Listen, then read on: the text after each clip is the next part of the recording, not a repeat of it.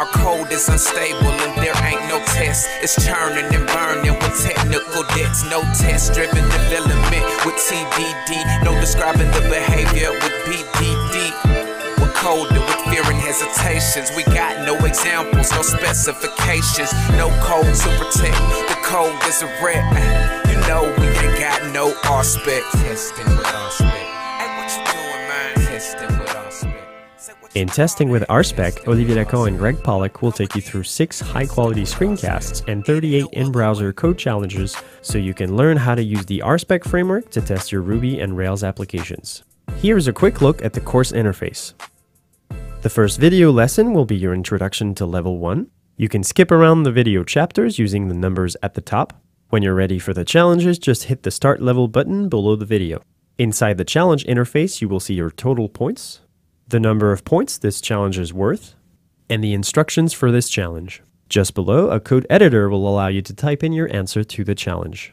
If you don't get it right, an error message will give you some feedback. You can look at the video slides for some reference, and there is no shame in asking for a hint so you don't get stuck for too long.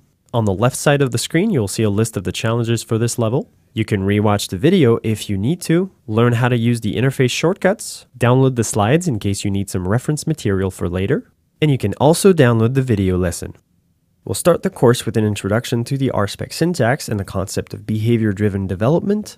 In Level 2, we'll look at configuration and matchers. We'll then learn to dry up our specs with nested context, subjects, and the its method. Then we'll optimize our specs some more with hooks, shared examples, and filters. We'll go through a refresher on mocks and stubs. And finally, we'll discover custom matchers to create flexible and reusable expectations.